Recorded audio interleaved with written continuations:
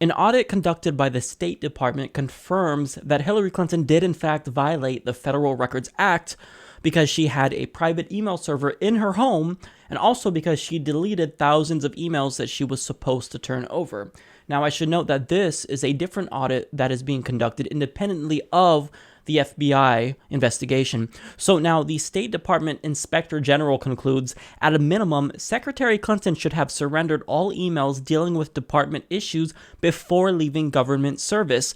Because she did not do so, she did not comply with the State Department's policies that were implemented in accordance with the Federal Records Act. Now, this audit proves that Hillary Clinton has been lying about multiple aspects of her email server. Now, first, if you're Secretary of State, you have to go through the actual State Department's emails. You are not allowed to use your own email server, hence the reason why she broke the law, because they have to maintain all of that for federal records. There's a reason for that. It's for transparency. Now, Clinton alleges that she was in compliance even though she did use her own email server, because most of the emails that she did send were to people who were receiving them on the State Department email system.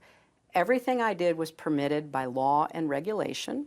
I had one device. When I mailed anybody in the government, it would go into the government system. That's a lie. That's still not allowed. That doesn't mean she's in compliance like she's contending she is. In fact, the audit states, sending emails from a personal account to other employees at their department accounts is not an appropriate method of preserving any such emails that would constitute a federal record. Second, Hillary Clinton contends that setting up a personal email server in your home does not constitute a violation of the Federal Records Act, seeing that she asked permission for it first, and so long as you ask permission, well, you're allowed to do it. Again, that's another lie, because not only does the audit state that Hillary Clinton did not ask permission to set up a private email server, but it contends that if she did ask permission, they would have said no, hence the reason why she probably didn't ask for permission. So that's another area where she's lying. It wasn't allowed. Now, there's also some additional components of the audit that are really telling. So the report illustrates that Hillary Clinton actually had reservations about her email becoming part of the federal record.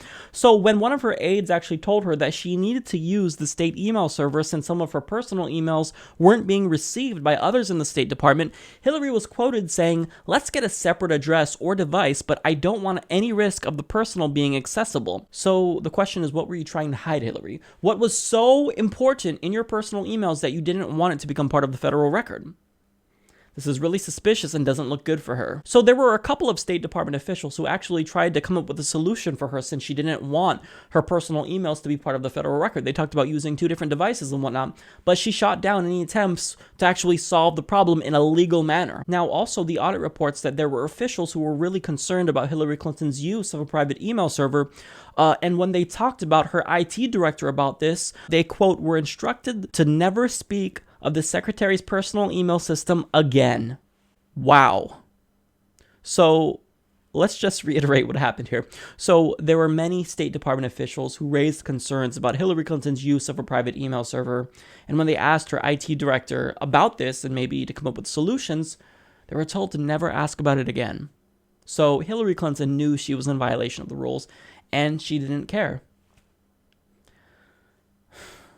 This isn't surprising, but at the same time, these details really prove the extent to which she was lying about her private email server. Now, finally, there were incidents where Hillary Clinton was actually concerned that her private email server was being hacked into. And what did she do? Well, under protocol, you're actually supposed to report that to state officials, to security officials, but she didn't do that either. Again, she broke protocol in this instance as well. So there's so many instances, so many layers of her being disingenuous and lying about her private email server. And why would she not report this to security officials so that way they can protect her email account from being hacked? Maybe because if they actually did have to do something and look into her email account, they might find something that she didn't want them to find. So she actually risked being hacked into just so she can avoid transparency and people looking into her emails. This is really, really suspicious for obvious reasons. She would actually risk national security and allow her email to be hacked just to avoid State Department officials snooping in it. That is insane. The lengths to which she will go to avoid transparency is mind-boggling. This may be unprecedented, honestly, in terms of a public official trying to shirk transparency. So clearly this doesn't look good for Hillary Clinton, and if the Clinton News Network, CNN, and MSNBC pro-Clinton networks are actually ripping her over this, then you know something's bad and that this is serious. But her campaign spokesman, Brian Fallon, contends this audit just proves what Hillary was saying all along. He states, while political opponents of Hillary Clinton are sure to misrepresent this report for their own partisan purposes, in reality, the Inspector General documents just show how consistent her email practices were with those of other secretaries and senior officials at the State Department who also used personal email. There are lies directly in that statement, and furthermore, no, it doesn't show how consistent her email practice was unless you're talking about how she consistently violated the rules. So again, he talks about how she used a personal email, and that's consistent with other Secretary of States like Colin Powell. Not true. In fact, PolitiFact even looked into this claim and determined that it was mostly false, because even though it was the case that Colin Powell did have a private email that he used, well, one, he actually didn't even use email for official State Department business most of the time, and Hillary Clinton did. But the main difference here is that she literally established a private email server in her house. That's unprecedented. No other Secretary of State prior to Hillary Clinton did this. So if you actually want to make sure that what you say in your email correspondences as Secretary of State doesn't actually get to become part of the federal record, then you've obviously got something serious to hide.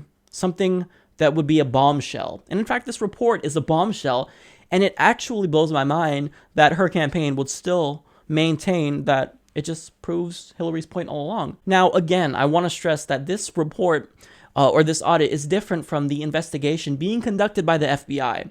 So there's no correlation between the two. This is an independent audit done by the State Department's Inspector General, but this does not bode well for Hillary Clinton, and it kind of implies that there's some wrongdoing here that the FBI will find, hence the reason why I think they're probably going to recommend an indictment. Again, this is not guaranteed, who knows, but this proves that Hillary Clinton has done so much to avoid transparency to make sure that her personal emails while she was Secretary of State didn't become part of the public record as is required under the Federal Records Act, which is a federal law that she broke. This is not okay. So even if it's the case that the FBI does not recommend an indictment, there's still evidence that Hillary Clinton is guilty of wrongdoing here. So now the question I want to ask is, how will Hillary Clinton supporters defend her against this? Because anytime I've brought up the email scandal before, I get criticized for using these partisan attacks who are just witch hunts against Hillary Clinton by Republicans. Again, the State Department is not partisan. Okay? This is clearly an objective audit that found Hillary Clinton not only lied, but that she broke many rules, she broke protocol, she risked getting her email hacked, which would be a huge national security threat, just so that way she can avoid transparency and anyone snooping in her personal emails. The fact that she would even run for president, knowing that she is guilty of wrongdoing, knowing that they could find all of this out in an FBI investigation, and that she decided to remain in the race and not drop out, it's really insulting that she would actually risk a Republican presidency all so that way she can fulfill her narcissistic needs to become president because she thinks it's her turn. I'm sorry, but you're not entitled to that house, Hillary. Just because you were the first lady and your husband was president before, that doesn't make you entitled. Just because you were a Secretary of State, just because you were a senator doesn't make you entitled. It's not your turn. You don't get turns. We don't take turns, okay? This isn't a monarchy. This isn't an authoritarian regime. This is a democracy, a representative republic, more specifically. But you don't just get to assume the role of Queen of the United States. That's not the case. So really what she needs to do is drop out. Now, again, people are going to call me extremist for recommending that. But again, she's being investigated by the FBI. And now there's actual evidence that she did a lot wrong. So if you can still continue to defend Hillary Clinton, then I honestly have no idea what to say.